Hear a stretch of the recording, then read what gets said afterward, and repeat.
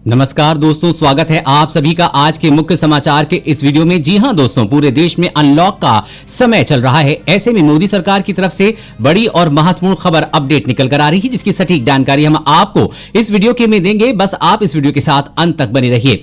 इसी के साथ ही दोस्तों, आज की इन खबरों में आप देखेंगे कि एक और राहत पैकेज देने की तैयारी में सरकार, जल्द हो सकता है बड़े फैसले का ऐलान। और अगली बड़ी खबर की बात करें तो अब मात्र 8 रुपए में मिलेगा पौष्टिक खाना, इंदिरा रसोई भरेगी गरीबों का पेट।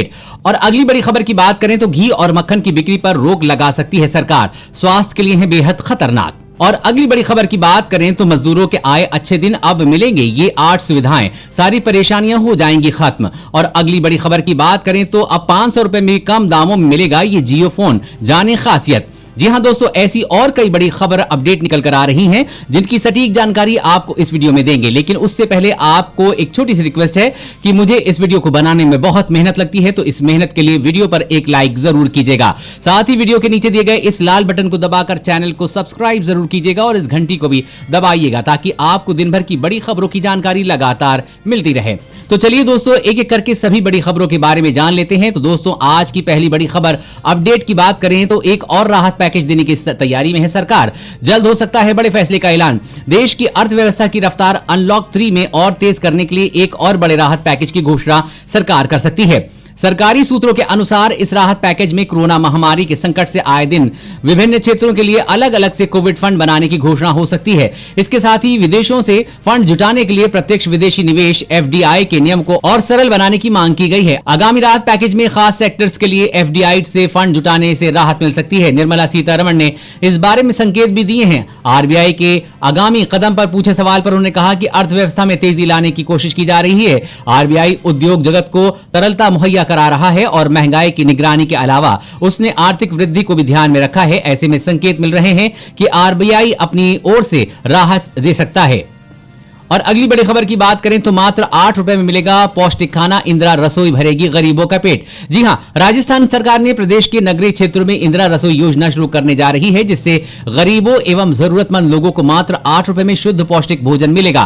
खाने में प्रति थाली 100 ग्राम दाल, 100 ग्राम सब्जी, 250 ग्राम चपाती एवं अचार का मेन्यू निर्धारित किया गया है। राज्य सरकार इस योजना पर प्रतिवर्ष 100 करोड़ रुपए खर्च करेगी। गहलोत ने रविवार को मुख्यमंत्री आवास पर बैठक में इस योजना की तैयारी की समीक्षा की। उन्होंने निर्देश दिए हैं कि इंदिरा रसोई योजना को जनसेवा की भावना, पारदर्शिता एवं जन भागीदारी के साथ लागू किया जाए, ताकि ये पूरे देश में निर्धन वर्ग को खाद्य सुरक्षा प्रदान करने की दिशा में एक मिसाल बने।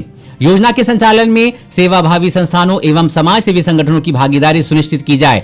ऐसी संस्थाओं का चयन जल्द से जल्द करने के लिए मुख्यमंत्री ने जिला अधिकारी को निर्देश भी दिए हैं। और अगली बड़ी खबर की बात करें तो दुनिया में एक दिन में सबसे ज्यादा कोरोना केस अब भारत में, अमेरिका, ब्राजील पीछे। जी हां, भारत में कोरोना के मामले तेजी से बढ़ रहे हैं। यहां पिछले 24 घंटे में कोरोना के 52,000 से अधिक नए मरीज मिले हैं और 771 मरीजों की मौत हो चुकी है।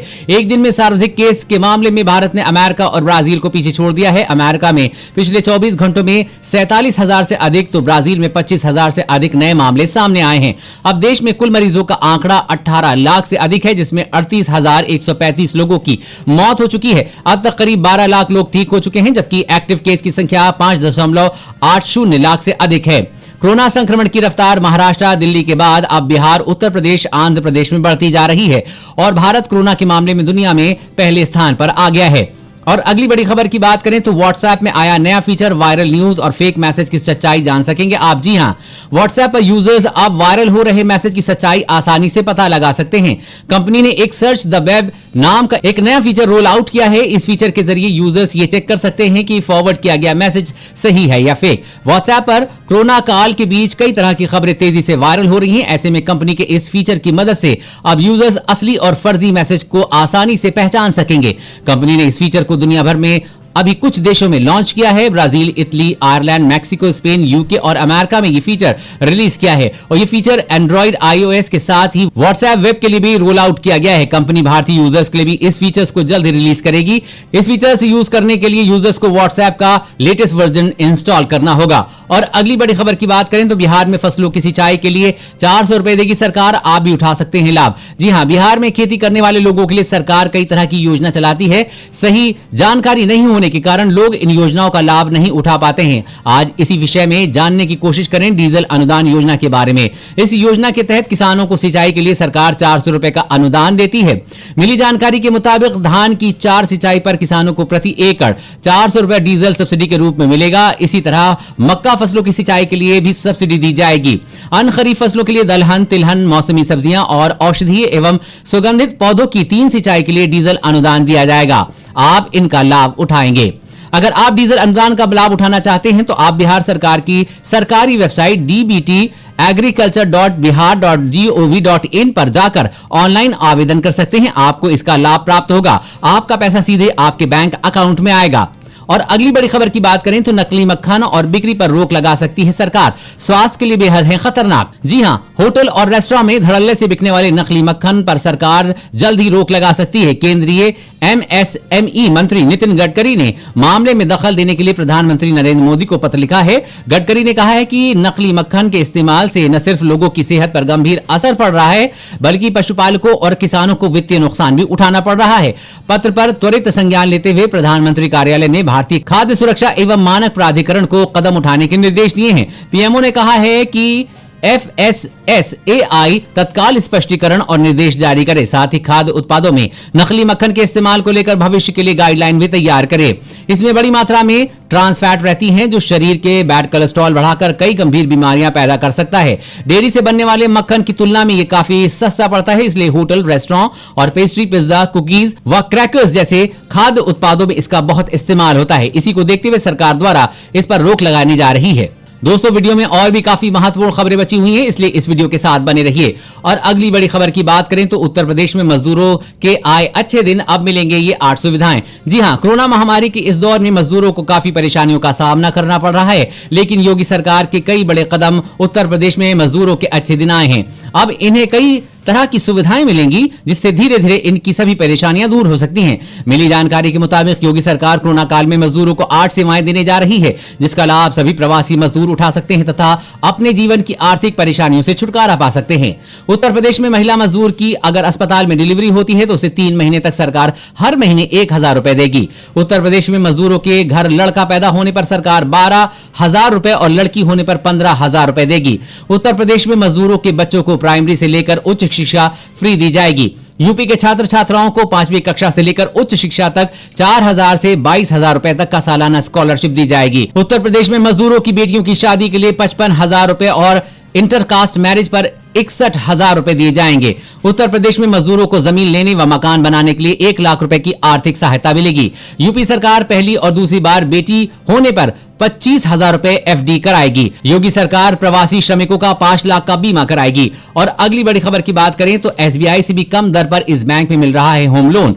आप भी उठा सकते हैं फायदा। जी हां, अगर आप घर खरीदने के लिए होम लोन लेने की सोच रहे हैं तो खबर आपके काम की हो सकती है। यूनियन बैंक ऑफ इंडिया ने अब तक सबसे सस्ता होम लोन ऑफर किया है। यूनियन बैंक ऑफ इंडिया ने होम लोन की ब्याज दरों में कटौती की है। बैंक ने सैलरीड क्लास महिलाओं के लिए होम लोन ब्याज दर को घटाकर 6.7% कर दिया है। अगर आप भी सैलरीड और होम लोन लेने के लिए योजना बना रहे हैं तो यूनियन बैंक ऑफ इंडिया से लोन लेना फायदेमंद हो सकता है। यूबीआई ने सैलरीड क्लास के लिए होम लोन पर दर को घटाकर 6.7% कर दिया है। आमतौर पर भारतीय स्टेट बैंक अन्य बैंकों की तुलना में कम ब्याज दर पर लोन देता है, लेकिन इस बार यूनियन बैंक में कम दर पर होम लोन मिल रहा है। यूनियन बैंक द्वारा दी गई जानकारी के मुताबिक सैलरी वाले लोगों को 30 लाख रुपए तक के होम लोन पर केवल 6.7% की ब्याज दर देना होगा।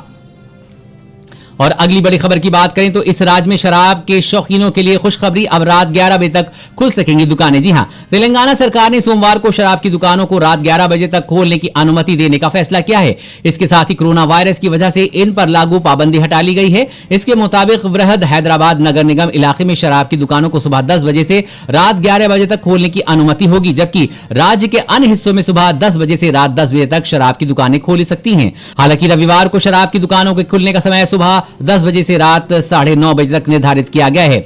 और अगली बड़ी खबर की बात करें तो चीनी कंपनी वीवो नहीं होगी आईपीएल की स्पॉन्सर। भारी विरोध के बाद बदला गया फैसला। जी हां, चौतरफा विरोध के बाद आखिरकार चीनी कंपनी वीवो को इंडियन प्रीमियर लीग के टाइटल स्पॉन्सरशिप से हाथ धोना पड़ा है। मीडिया रिपोर्ट के माने तो चीनी मोबाइल कंपनी अब आईपीएल का स्पॉन्सर नहीं करेगी। 19 सितंबर से यूएई में खेले जाने वाले इस टूर्नामेंट के लिए बीसीसीआई अब नया प्रायोजक तलाशेगी। आईपीएल का वीवो के साथ 5 साल का करार 2022 से खत्म होना है। कॉन्ट्रैक्ट के तहत बोर्ड को हर साल 440 करोड़ रुपए मिलते थे, लेकिन अब पूरे देश में चीनी सामान का बहिष्कार हो रहा है। इसका असर आईपीएल की लोकप्रियता पर न पड़े, इसलिए बीसीसीआई ने वीवो से किए गए करार को खत्म कर दिया है। और अगली बड़ी खबर की बात करें तो 500 रुपए से भी कम दामों में मिलेगा ये जियो फोन। जाने खासियत। जी हां, रिलायंस जियो अपने ग्राहकों के लिए नए नए प्लान के साथ ऑफर भी पेश करता है। कुछ दिन पहले इस कंपनी ने 1000 रुपए से कम में 4G LTE फोन लॉन्च कर धूम मचा दी थी। मुकेश अंबानी के नेतृत्व वाली जियो ने इसके बाद जियो फोन 2 को अपग्रेड वैरायटी के तौर पर लॉन्च किया था। फिलहाल जियो फोन 699 रुपए में खरीदा जा सकता है।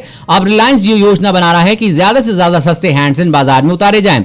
जियो फोन के सस्ते वेरिएंटेड तौर पर जल्द जियो फोन 5 को लॉन्च किया जा सकता है। खबरों के मुताबिक जियो फोन 5 ओरिजिनल जियो फोन का एक लाइट वर्जन होगा। इसका मतलब है कि इसे जियो फोन की मौजूदा कीमत से कम दाम में बेचा जाएगा। जी हां, जियो फोन 5 को 399 रुपए की कीमत पर लॉन्च किया जा सकता है, यानी कि ये अब तक बाजार में आने वाला सबसे सस्ता फोन बन जाएगा। और अगली बड़ी खबर की बात करें तो कोरोना से लड़ाई का हथियार बनेगा ये स्मार्ट मास्क। आपके मोबाइल से चलेगा। जी हां, कोरोना संक्रमण से बचाव के लिए अब तक कई चीजें सामने आ चुकी हैं। इसमें मास्क बेहद महत्वपूर्ण बताया गया है। वहीं कई ऐसी डिवाइस भी सामने आई हैं जो ये बताते हैं कि यूजर्स को संक्रमण के खतरे से अवगत कराते हैं। इसी कोशिश में आगे बढ़ते हुए एक जापानी स्टार्टअप डोनेट रोबोटिक ने स्मार्ट मास्क बनाया है जो इंटरनेट से कनेक्ट रहता है। इस खास मास्क की खूबियों की बात करें तो ये स्मार्ट मास्क आपको फोन पर आए मैसेज में पढ़कर सुना सकता है। साथ ही ये मास्क जापानी भाषा का 8 अन्य भाषाओं में अनुवाद करने में सक्षम है। बात करें कीमत की तो ये लगभग 3000 रुपए का आता है। ये एक रिपोर्ट के मुताबिक कंपनी एक खास मास्क का नाम सी मास्क रखा है। ये मास्क स्मार्टफोन के ब्लूटूथ से कनेक्ट रहता है और इसे एक मोबाइल ऐप के जरिए ऑपरेट किया जाएगा। वायरस कमांड मिलने पर यह मास्क फोन कॉल भी कर सकता है। दोस्तों, आज की खबरों में बस इतना ही। इसी तरह हर रोज काम की खबरें जानने के लिए आप हमेशा हमारे साथ जुड़े रहें। हमारे साथ जुड़ने के लिए वीडियो के नीचे दिए गए इस लाल बटन को जरूर दबाइएगा। साथ ही इस घंटी को भी दबाइएगा ताकि आपको हर खबर की सटीक जानकारी मिल सके। जय हिंद, धन्यवाद।